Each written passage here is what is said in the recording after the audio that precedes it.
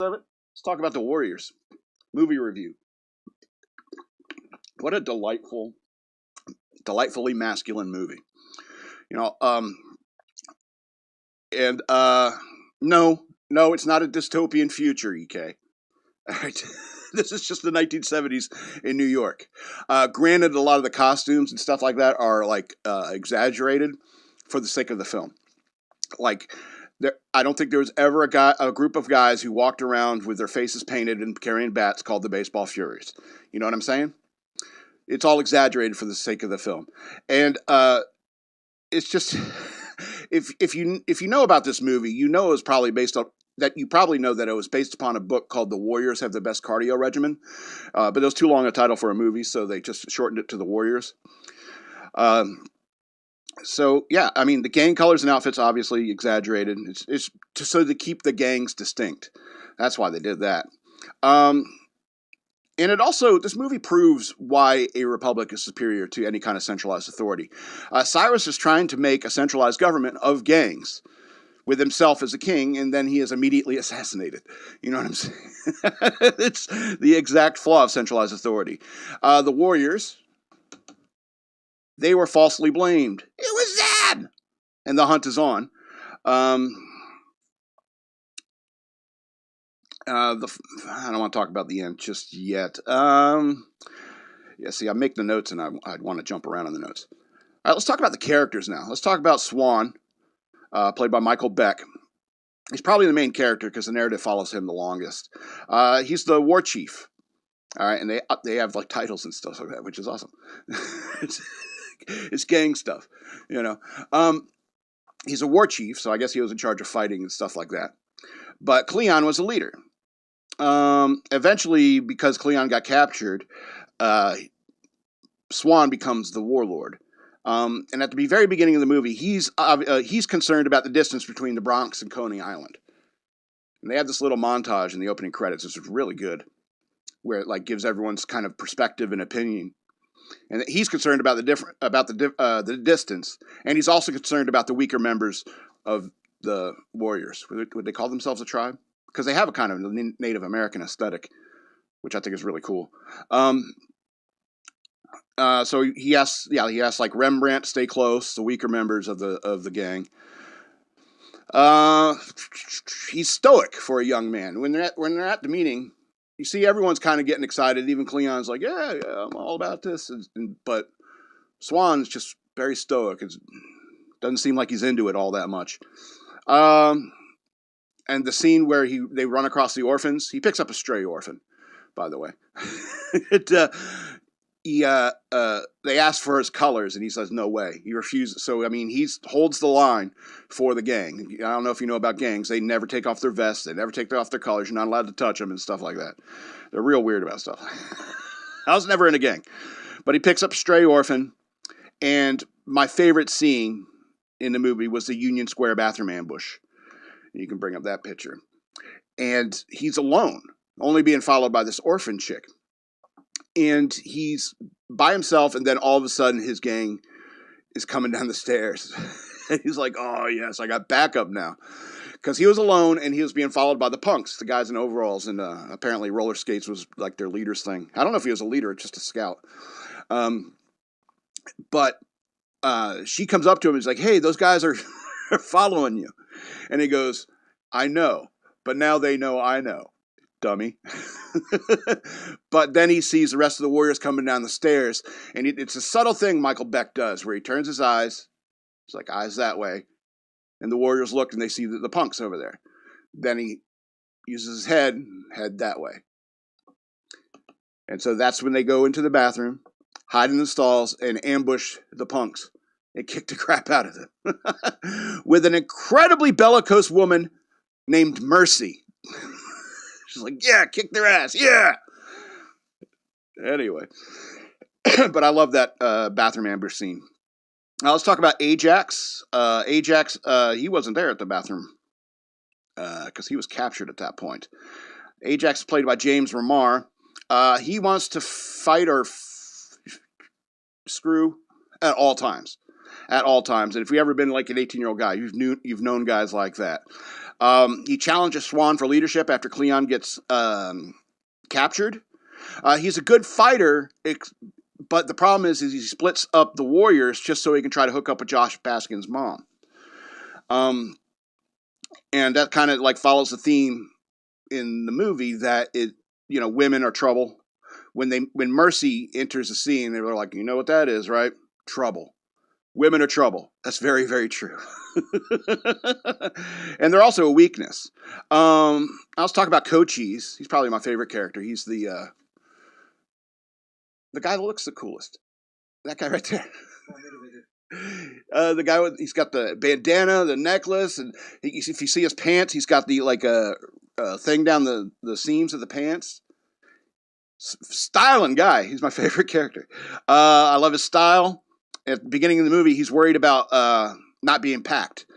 He wanted to have weapons at the meeting if we're going to be meeting all these guys, all these gangs. Unfortunately, he's one of the guys who got sucked in by the Lizzies, the female gang. I think it was at 96th Street that took them in. And, they didn't even he and Vermin kind of knew what was up. Because Cochise says, where's your dudes? Girls like you always got dudes. He was like, oh, they went up north for the meeting in the Bronx. Going to be out all night. And he's like, whatever. It's like, there's a woman that's interested in me. I can't think straight. And even Vermin says, is like, hey, how'd you guys know where to find us? And it's like, oh, we know all about you Warriors. You guys have a heavy rep. And he goes, I guess we are pretty well known. And you were so close. You were so close. We can talk about Cleon, the leader. He's the warlord.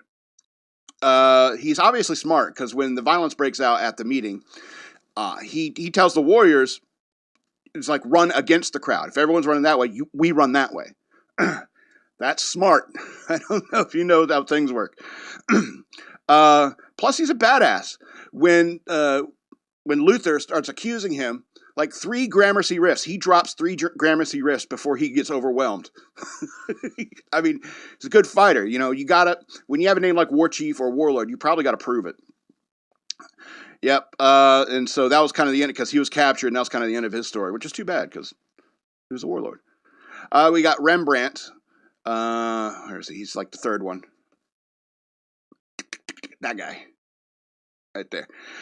We got Rembrandt. He was ordered to tag everything.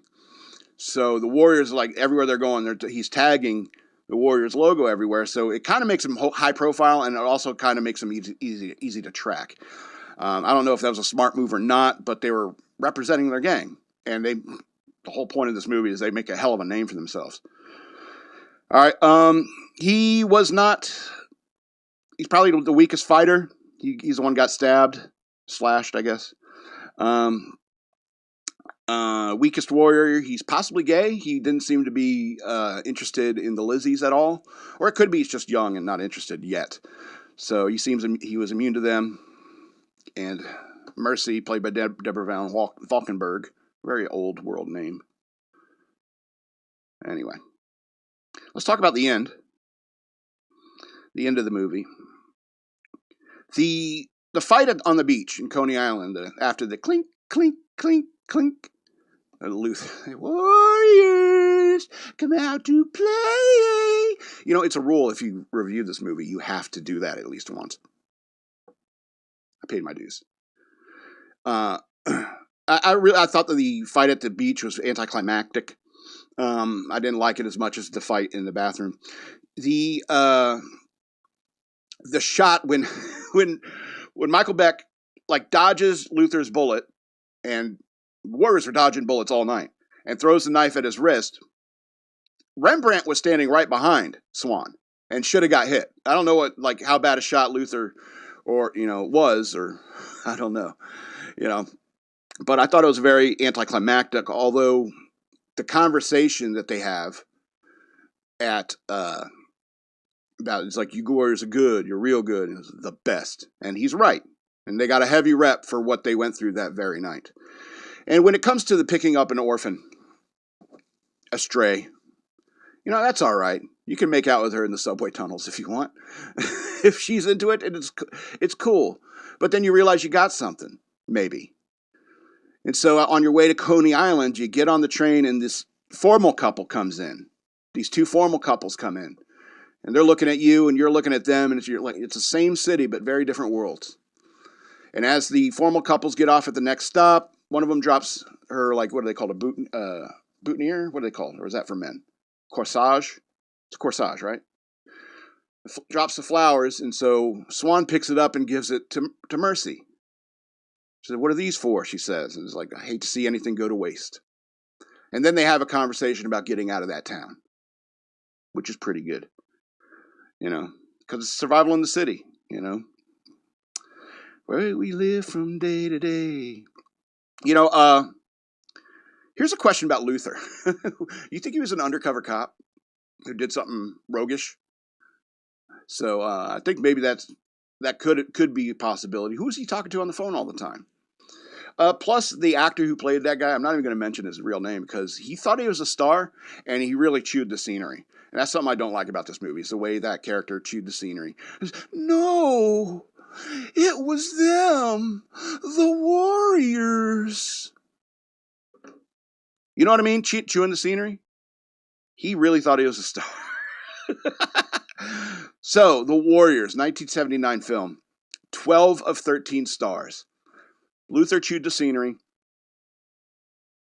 12 of 13 stars. Luther chewed the scenery. I love you, EK. Got distracted. Yeah, I'm actually reading the notes in there. Oh, okay. Oh, this is interesting. Luther chewed the scenery, and you know what I would have liked to have seen is like a little scene that comes up, and like Cleon comes up, the meat is on, and then it freeze frames on Cleon, and then Cleon comes underneath, because there's a lot of characters in this movie, and it would have been a lot easier for me to make these notes if that had happened, because I was like, what's that guy's name? That's Vermin. Poor Vermin. Poor Vermin. A moment of silence for Vermin. Can you count? I say the future is ours. If you can count. Look what we have here before us. We have the Sweet Baby Gang next to the Baby Monsters. We have the Owens Candies sitting by the Ben Shapiro Boys. And here we have the Strange Animals right next to the Bent Key Bandits. Nobody is wasting nobody. That is a miracle. And miracles are the way it ought to be. We have been unable to see the truth because we have been fighting for 10 square feet of ground. Our turf. Our little piece of turf.